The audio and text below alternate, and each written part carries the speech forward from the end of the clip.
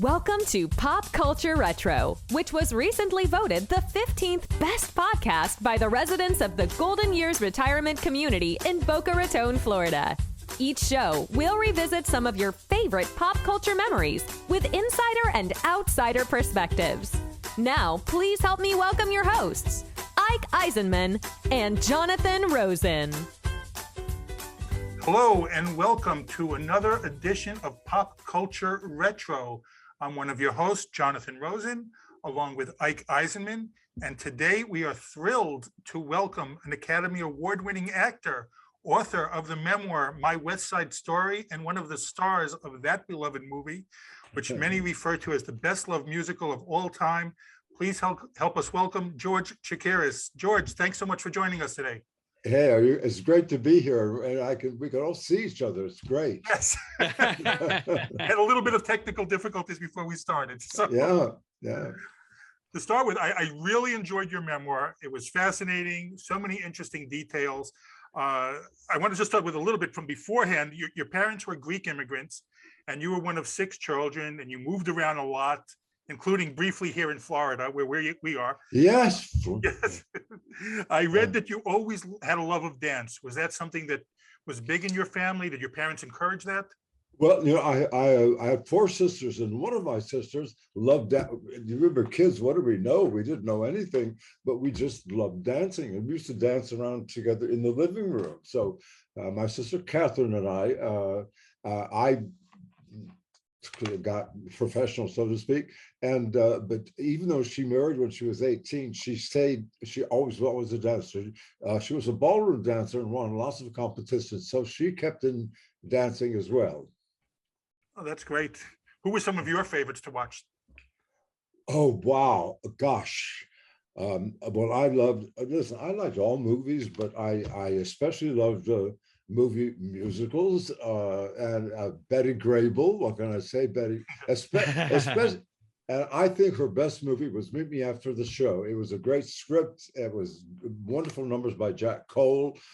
It was a good musical, good story, good, well directed, well written, and so it was nice to see Betty Grable, because she was always terrific no matter what she did, but she was in a project that was well constructed and made sense. I like that. Gosh, one of my favorite movies, I was 14 or so, living in Long Beach. I couldn't wait to see it, was The Barclays of Broadway with Ginger Rogers and Fred Astaire. And Judy Garland. I guess I'd say the MGM musicals. It took me a while to recognize and appreciate the black and white Fred Astaire, Ginger Rogers movies from RKO, but so I was into color. I don't know. So the color, the Technicolor movies were the ones that sort of got me the most. But seeing a lot of those movie musicals were just kind of thrilling. I mean, they were just thrilling. They really took you to another place, and I loved it. And you got to hang out with Judy Garland later on. That's great. Yeah, I got to work with her. Yeah, so yeah. That's good. You were in a boys' choir, and through them is how you got your start in movies? Well, I sang in a boys' choir in an Episcopal church in Long Beach when we moved there. I sang in that choir for 5 years as a boy soprano, and the choir had a reputation having worked in quite a number of movie musicals over the years. And while I was there, we got to be in a concert sequence of a movie called Song of Love with Katharine Hepburn and Paul Henreid and Robert Walker. It was a big concert sequence on that big MGM theater set. It was amazing. And so on this set, there was the full concert orchestra, the choir in the back, and another choir on the right, and down with the conductor. It was Paul Henreid, and that's where the scene took place. Because in that scene, Paul Henreid, as the character, starts to break down, and he stops conducting, and everything comes to a stop. And Katharine Hepburn, his wife, Clara Schumann, walks onto the stage from the left and quietly escorts him off the stage. That was the scene. So we got to be at MGM for like a week and a half, and I couldn't believe I was on MG. It was so incredible to be in a movie studio. I mean, it was just as Elizabeth Taylor was there as a 16-year-old girl standing next to her, listening to Mario Lanza's record, Frank Sinatra on the street. I mean, it was really heady. It was an incredible time. It was really kind of thrilling. It wasn't what kind of. It was thrilling. Well, for a 12-year-old to come in and see Katharine Hepburn and Frank Sinatra. What I loved about, because the choir was way in the back on that concert sequence scene, and he of course was on the stage down below, and I remember I could hear her voice, and I heard her say one day, she said, well, that would be humiliating. I guess they were working out the scene with the director, but I remember hearing her voice, not loud, she had such a distinctive, great voice, clear voice. So I heard her voice saying, well, that might be humiliating. You were one of I see here, I read your book, I was just fascinated.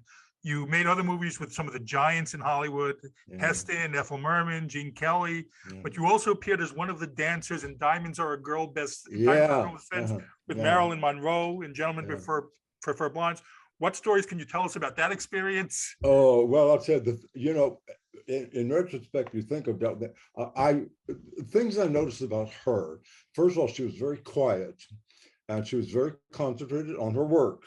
And whenever there's a cut for any reason, she didn't go to her dressing room. She never looked in the mirror. She went right back to her starting position to start it in and be ready for the next take. And there was another, I went out working on novices like show business, which she was worked on, of course.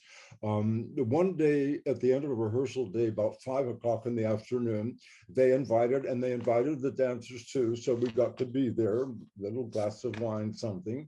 And she arrived with 2 gentlemen. And again, she arrived very quietly. And the girl who's my partner, Drusilla, she said, why don't I ask her to give you a kiss on the cheek? And I said, no. And Drusilla went over anyway. She was in hearing distance.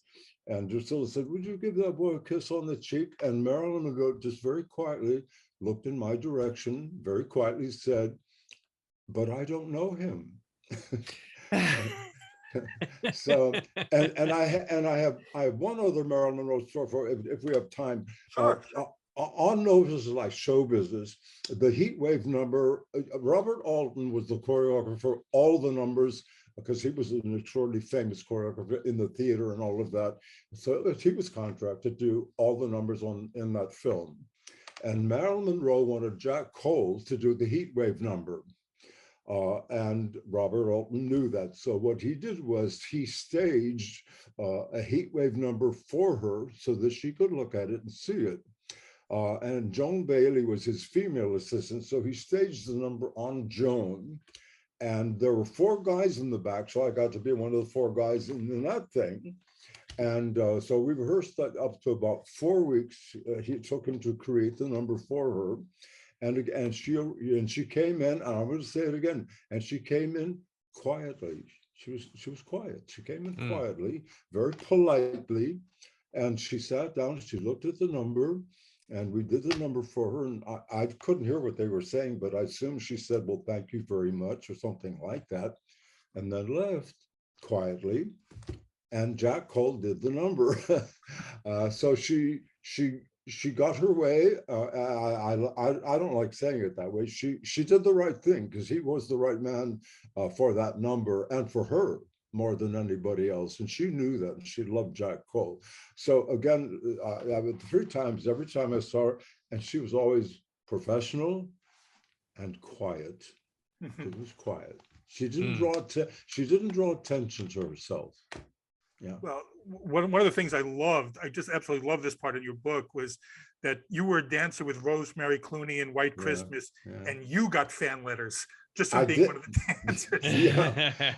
Well, because usually there were a couple of numbers. The Mandy number, there were like 16 of us, the guys and the girls. So there were a lot of us. And then the 4 stars were in the number as well. But in the Love You Didn't Do Right by Me, it was Rosie and just 4 guys. So of course we were more visible. We weren't 12 or 10 or 16. There were just 4 of us. There was a spread, a 2-page spread in Life magazine about White Christmas. And on the lower left, I remember on the lower left-hand side, there was a small picture of that number, and Rosie with the 4 guys around her.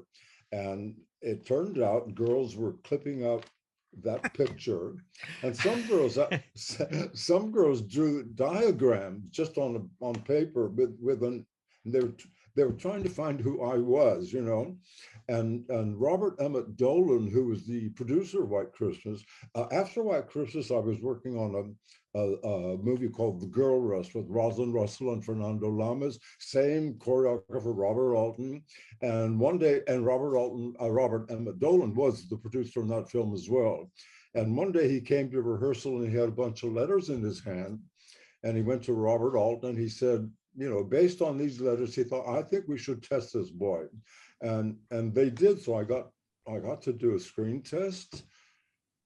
And I was signed to a 7-year contract with Paramount. I was only there a year, but it was another heady experience. That's amazing. It was wild. Yeah. I do want to talk.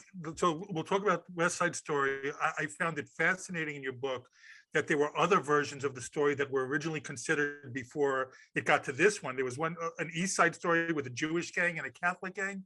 Yeah, yes, right. Yeah, and also they had one that was sort of like they feared would be too much like AB's Irish Rose, and so they got rid of that, and they eventually came happily down to the thing of the 2 gangs, because evidently that was happening on the streets anyway, and it made sense. And it obviously made really good sense to. I guess time proved that it was the right decision.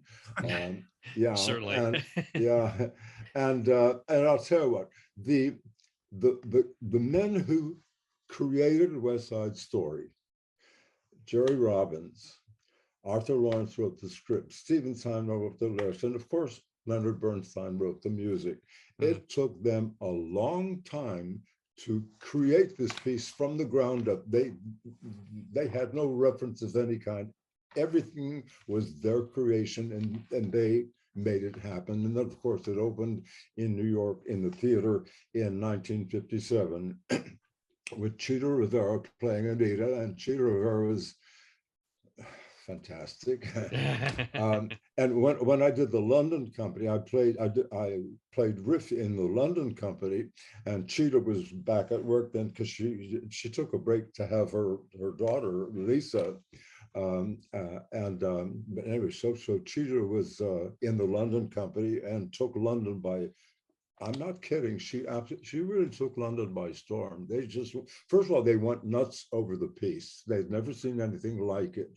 Everybody was coming to see West Side Story, and because everything about it was so wonderful.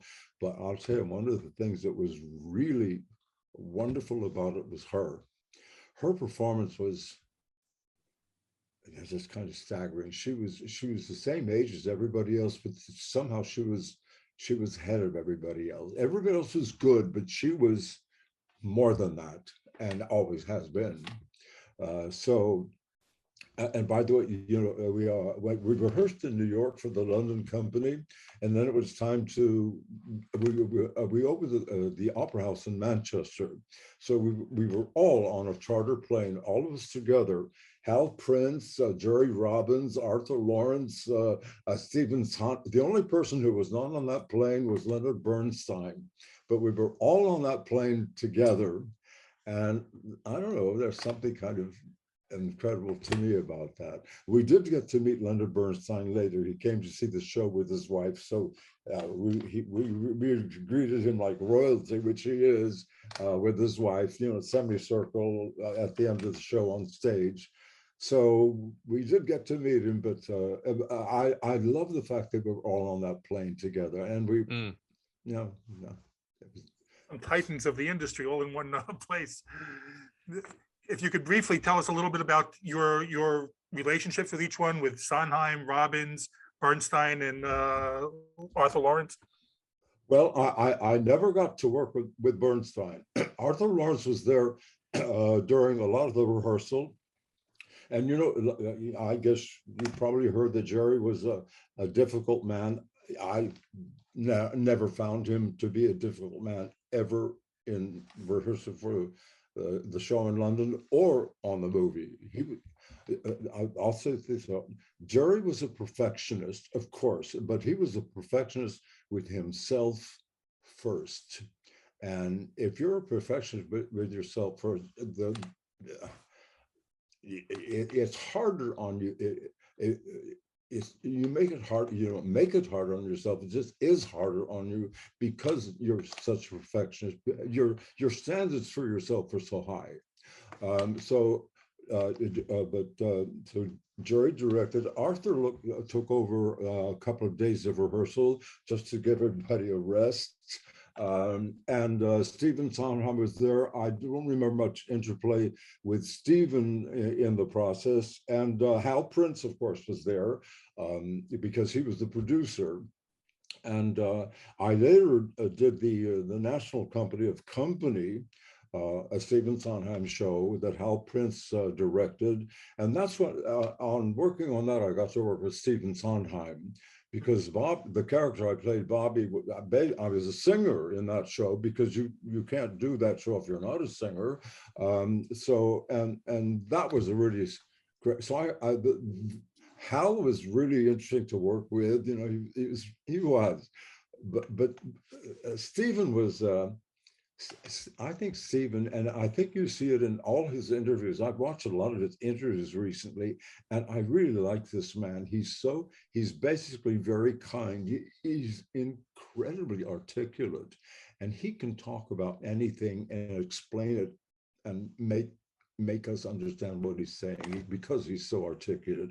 But he's always expresses himself in a friendly, kind, he never bashes anybody, he's kind. And I like that about him. And of course, his talent. Working on a company, you know, the big song that Bobby, the character I played, his big song is a song called Being Alive. One day, I don't know if we were in San Francisco or in LA, but he said, I'm really blowing my steam here by saying this, but I kind of like saying it because it's something he said to me. And what he said was, he said, that's the best being alive I've ever heard. And coming from him, I thought it was nice to hear that at the time, but in years since I realized what a compliment that was. You know, I didn't think of it then, but because of his, well, he's got an extraordinary mind, but again, I'll say it's like Marilyn Monroe being quiet in a way. He's kind.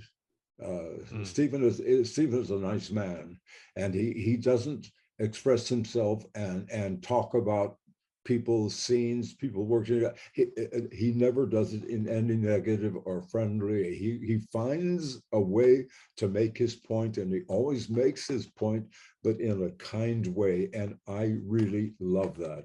Mm-hmm. Yeah. Fantastic. Yeah. You auditioned for, you tried out for Bernardo for the London one, but you got Riff. Is that what happened? Yeah. Yes. I went to New York on spec. I had no idea what was going to happen. I just thought I'd better get to New York. And two friends of mine had already made the move from Los Angeles, put me on the couch in their living room, so I had a place to stay.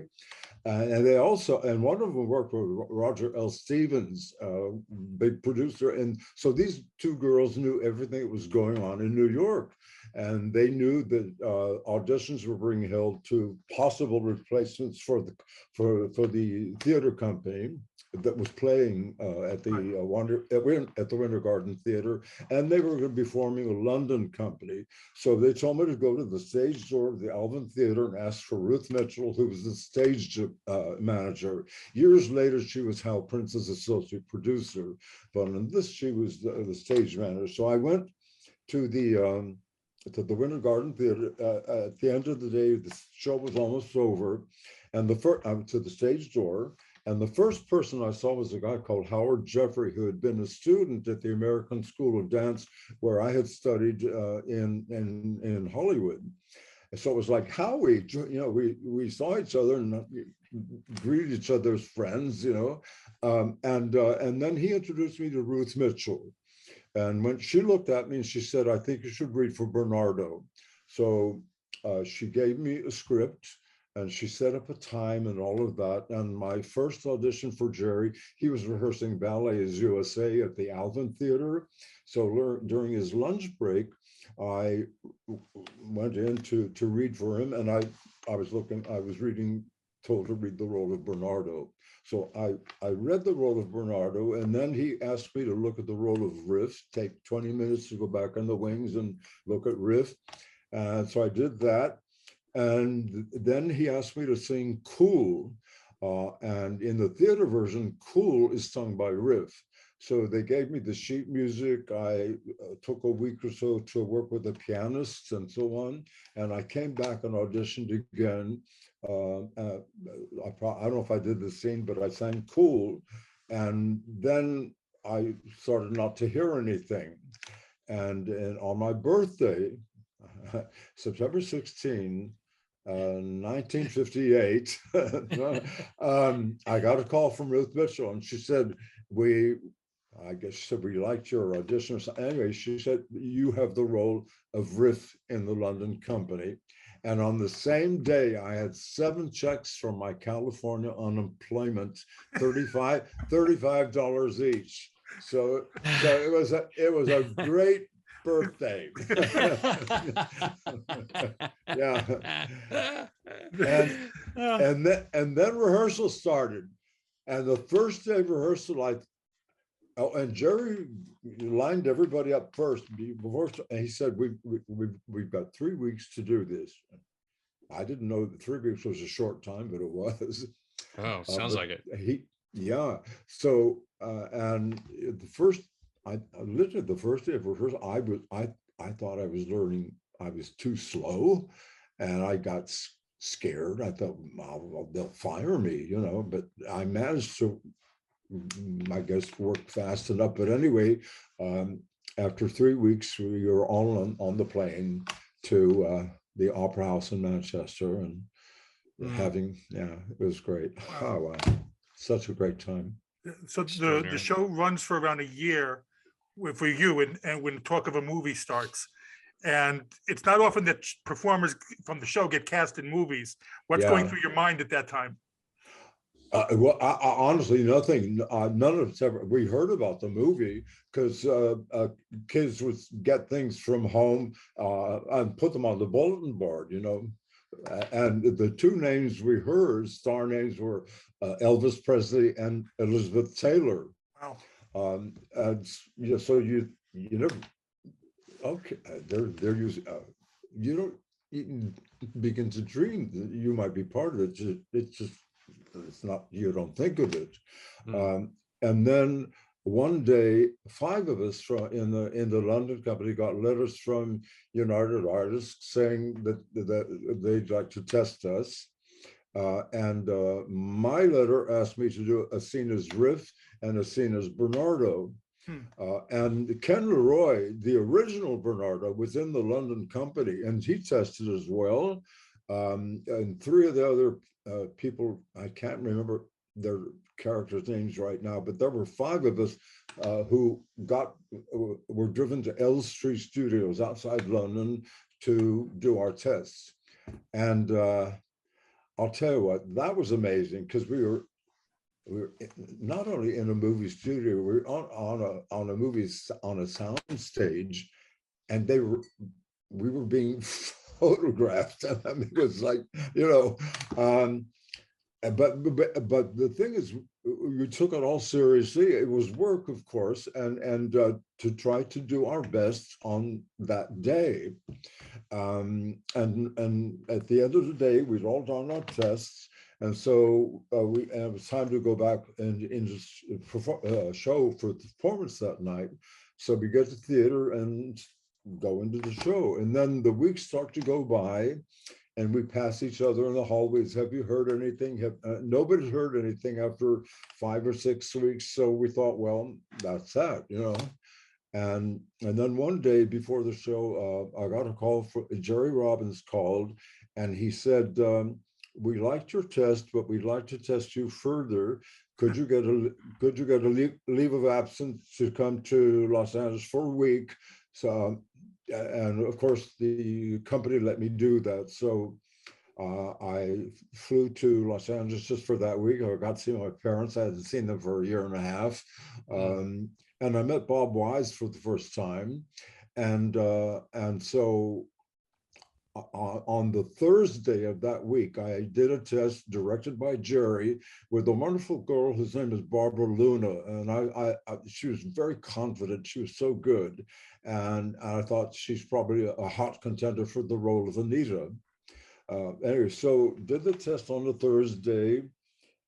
I don't remember how the rest of the week went, but on Sunday I went back to London to go back into the show.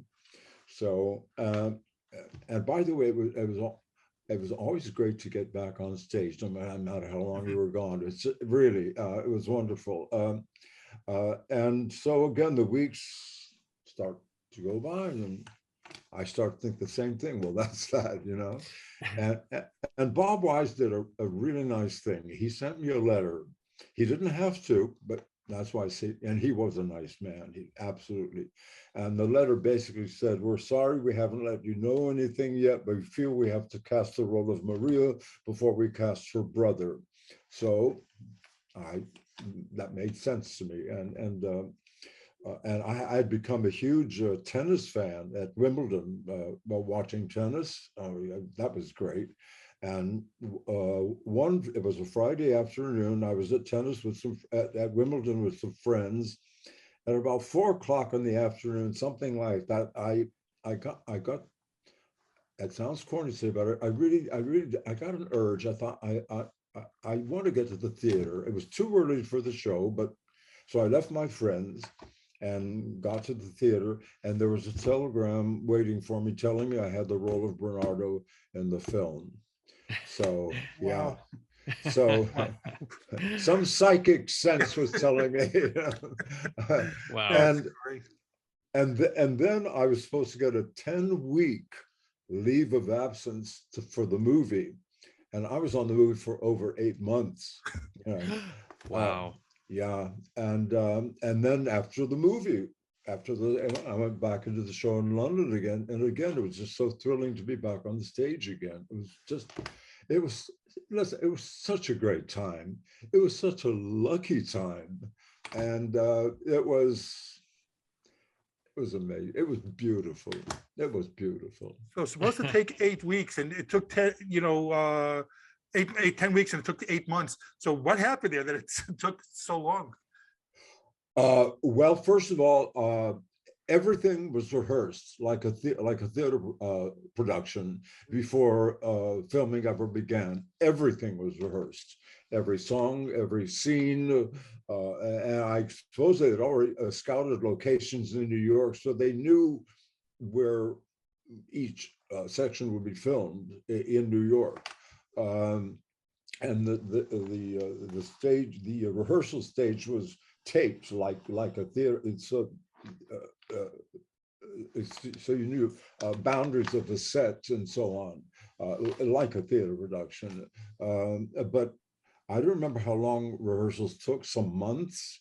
And the truth is, I don't remember how long the filming took either. One of the things I do remember, I left. I was finished after 8 months, but they still weren't finished because I think I left in October, November, something like that. But there was still another 2 months of work to do. They didn't finish they didn't finish filming, I think, till January of the next year. There was a lot to do, and yeah. Now, it was directed by Robert Wise and Jerome Robbins. So how did that dynamic work? Was anyone try to overrule the other, or it's everyone? No, listen, this is just an impression. The impression that I had, Jerry was on the floor, so to speak, with us. So Jerry was directing us. To me, Bob Wise is like the man who knew film, and he was in the background somehow on a crane, and he was in the and not working with us. But I assumed, of course, he was working with Jerry, that they would meet and talk and discuss work. So I guess you all know that after a good amount of time, Jerry Robbins was fired. Right. I couldn't believe my ears when that happened, but it happened. One of the differences in the way they directed, Bob Wise, he's such a lovely guy. I don't want to say anything that sounds in the least bit negative about him. He was incredible, but as a director, he never said anything to anybody. And sometimes the girl playing anybody, she was doing I think the scene where she comes in to get Tony at the end of the Rumble, and she had done, I can remember, she had done 16 takes, and he was still asking her to do more, but she didn't know why. So she was a little confused because he didn't tell her why. He was just doing more takes. The first thing we filmed after Jerry was gone was we call the War Council scene, the meeting between the Sharks and the Jets in the drugstore, where they talk about weapons and that scene.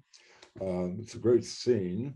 And in the course of that rehearsal day, shooting that scene, I was sitting, what can I do more? And I went to Bob Wise, and I maybe it was a silly question, but I said, I feel like I can be doing more. And he said, well, yes, you could.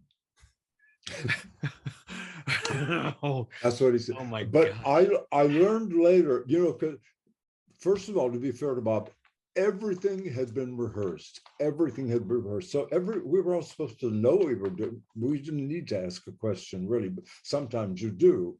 So, and Bob had a reputation as a wonderful filmmaker, and not necessarily his work with actors. What my guess is that he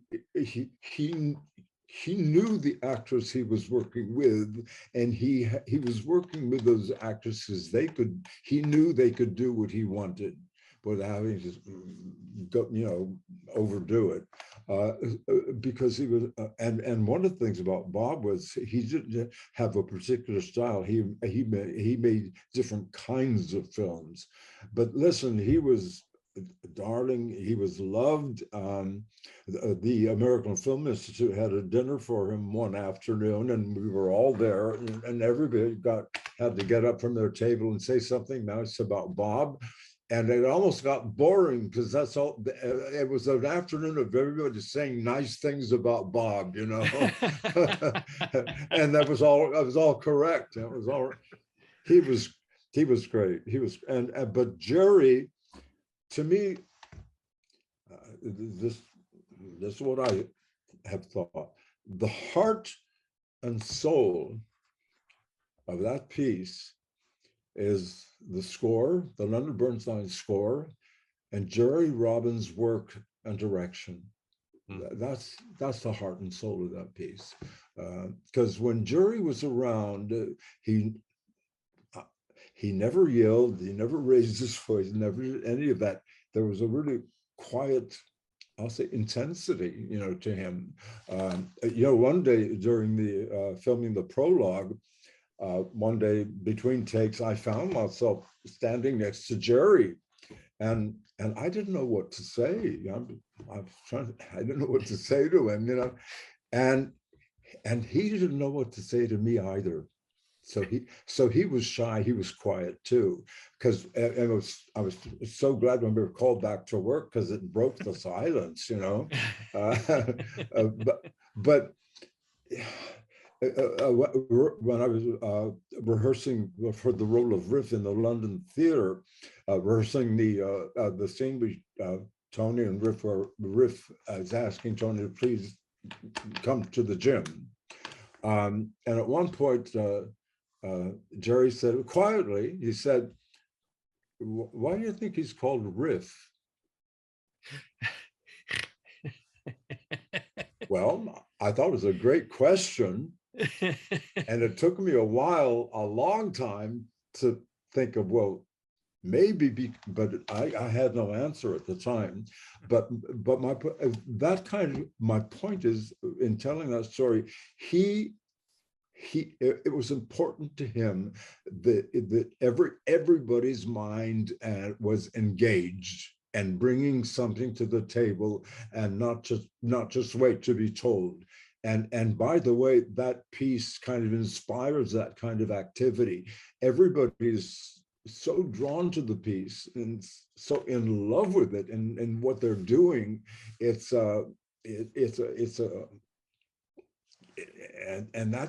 another thing that I think makes this film so beautiful, because everybody did feel.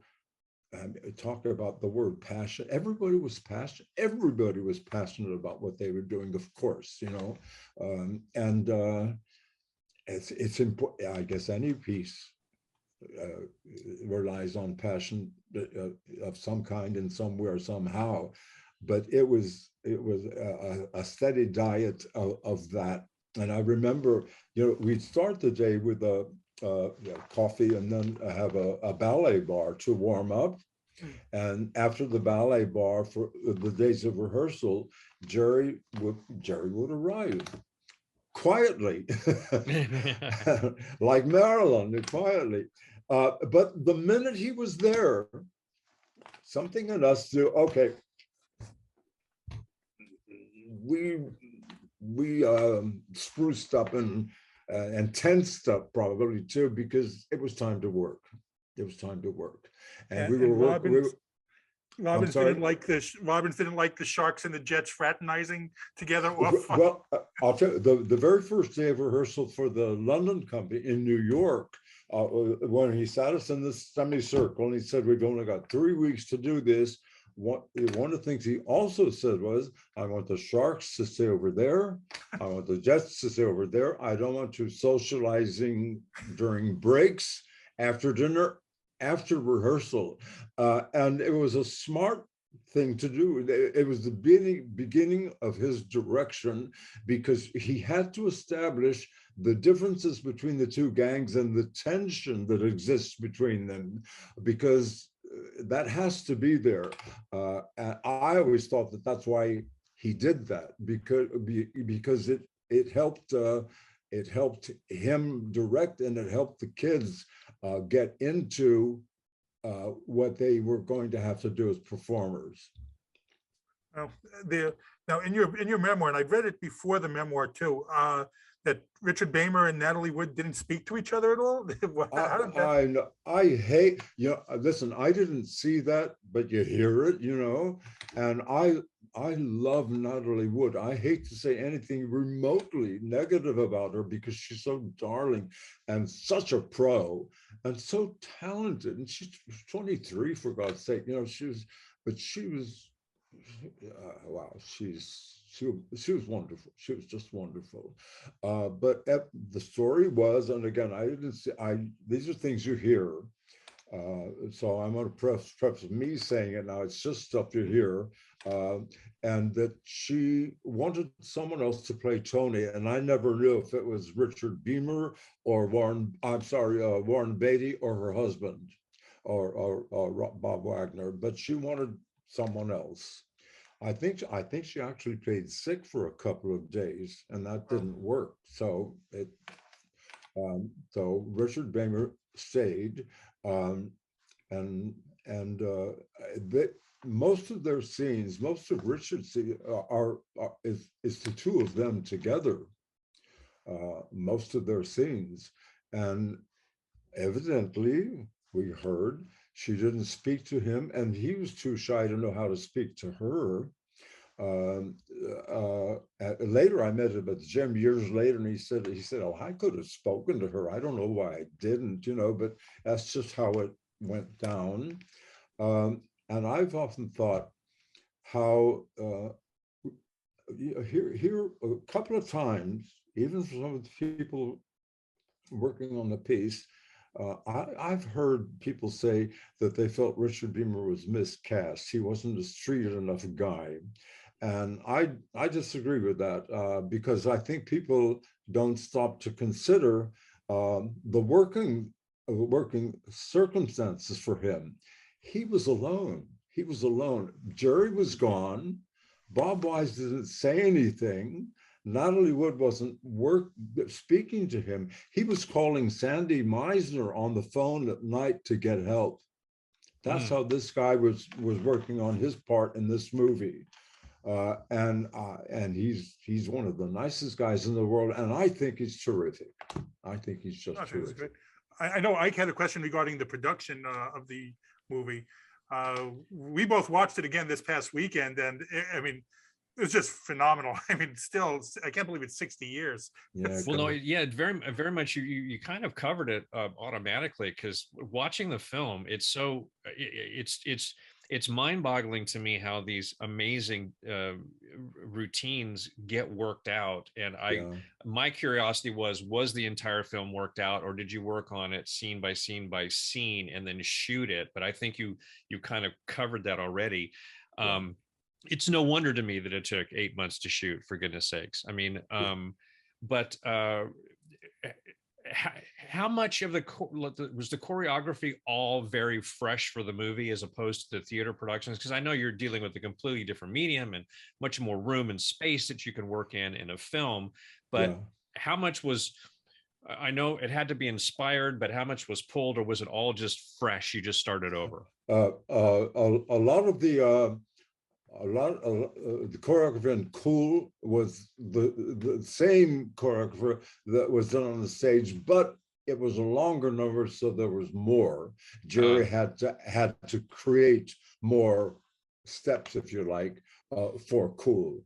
The same with the American number, as I recall, it was, but the American number was pretty much, well, it's different from the stage. The stage version is just the girls. So, and with Cheetah Rivera, you can do that. But in the film version, they included the guys. And of course, that was wonderful because it gave more meat on the bones for all of us, And of course, it was wonderful, that playful between the guys and the girls. The girls talking about, I can't remember, the pluses of Puerto Rico, and somebody saying, "Yeah, but look at this," and the back and forth playing of, but it's playful, and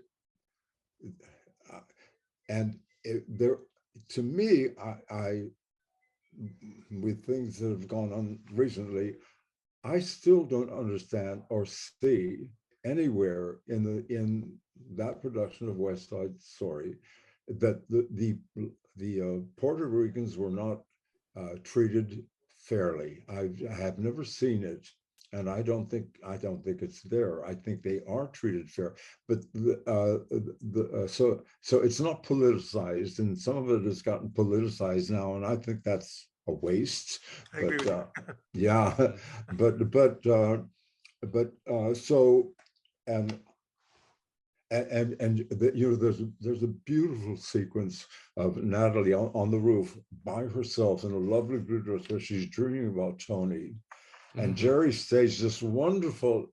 She dances a little bit, and then she's just happy, and she just runs around the rooftop, and then she meets, and then Chino, played by Jose de Vega, who is incredible. He comes in, the rumble has taken place, and she sees that he's disheveled, and she says, "You've been fighting, Chino?"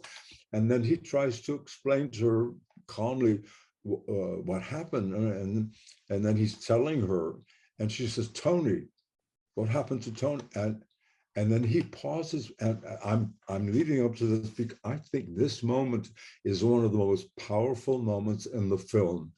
And Tony, anything happened to Tony? And finally he says, he killed your brother, he says it, he killed your brother. And the music comes in after that, at that sentence, and it just goes through you. It's an incredible, it's a beautiful moment, a powerful and appropriate point, it's just wow. Yeah.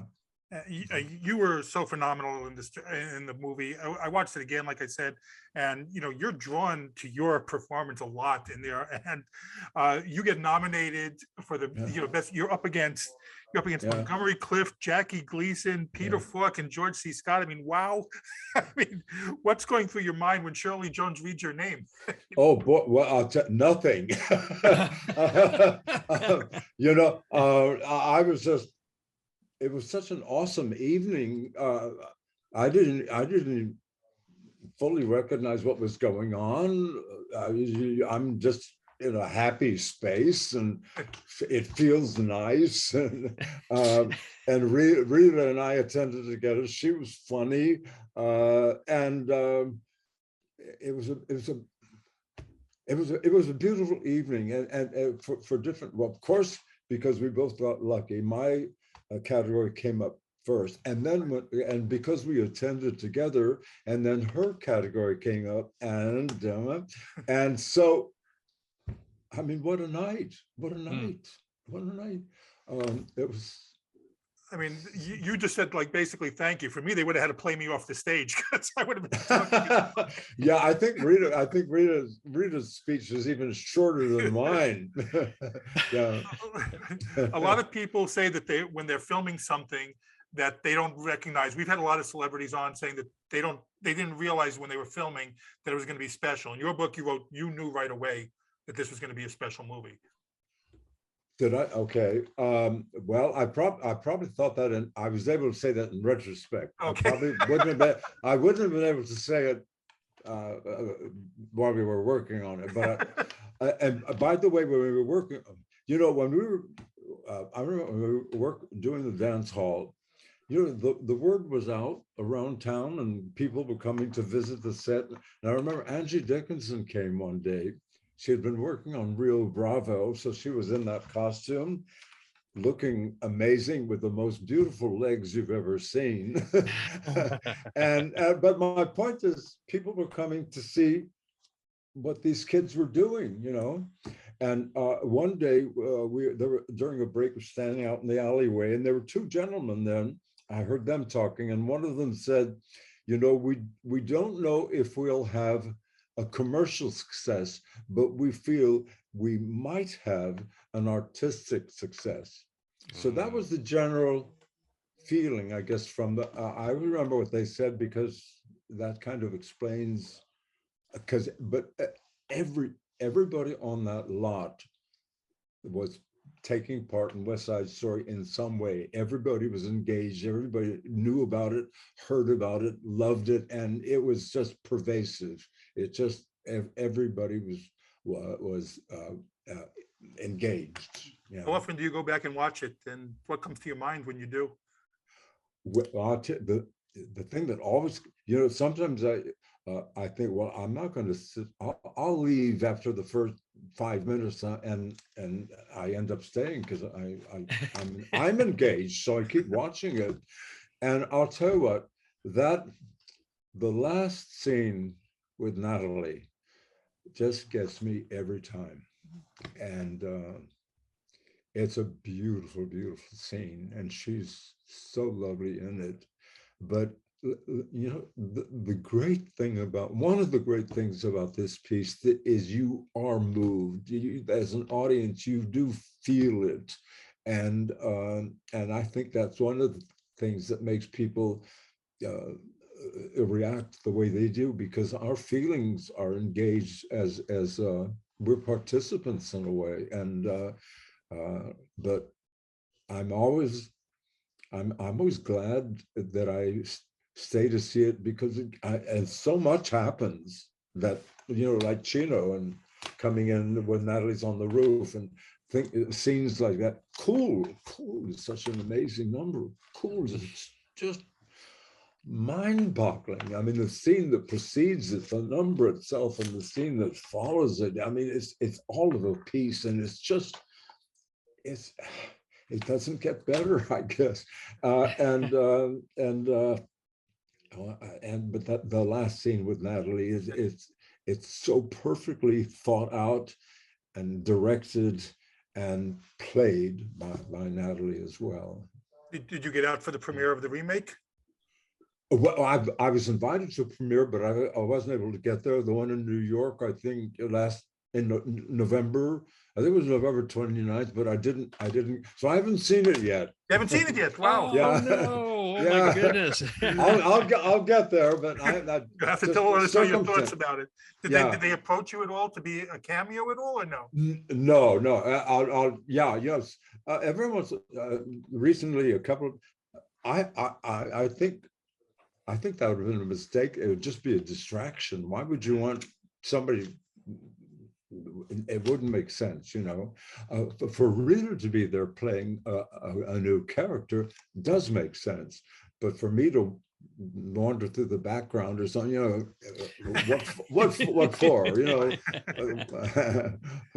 Well, you're presently designing jewelry. Can you tell us a little bit about that? Oh yeah, God, I've been doing that for about 25 or 30 years. It was a hobby that became more than a hobby. I really, I love because you're creating something. It's fun in that way, in more ways. But and I have a collection. I have a distributor in Japan who's my distributor in Japan. But here. Stuff is available on the website, but I went to a jewelry making class here at Barnsdall here in town, and I just fell in love with making things. And when you're making things, let's say you make a ring, a bracelet, whatever it is, and you can hold it in your hand. So there's always something nice about that. But even we're still working for an audience because you still hope someone is going to like this. Yeah. So where can people buy your designs? I'm sorry? Where can people buy your designs if they want to go? Oh, well, my website is my name, georgechakiris.com. Yeah. We're going to put on George. We want to both thank you so much for coming today. I mean, we'd love to, anytime you want to come back, we'd love to have you back. You have your IMDb credits are incredible. We would love to talk about all your other work. Well, I'll tell you, if I may, I'd love to spend more. I've really enjoyed talking to both of you today. I'd love to talk anytime. Well, we'd love to have that would be great. I'll arrange it then with because we would love and by the way, it is fun to talk about other things because people think that all I've ever done is West Side Story. So it's fun to open it up a little, Yes, I understand that very well. I watch Ike is in a very famous Disney movie, and so everyone knows him from that as well. And he has a lot of the credits like you. Yeah. So, but we would love to have you back. I will arrange it because your list is very impressive, and I'd love to talk about all these Hollywood stories I read in the book on here. Yeah. But no, we thank you so much for joining us. Thank you. And we love your work, and thank you. And again, this is I'm Jonathan Rosen on behalf of Ike Eisenmann, and we want to thank George Chakiris once again. And this has been Pop Culture Retro, and please subscribe. Thank you. Thank you for listening to Pop Culture Retro, where no one was hurt during the making of this podcast.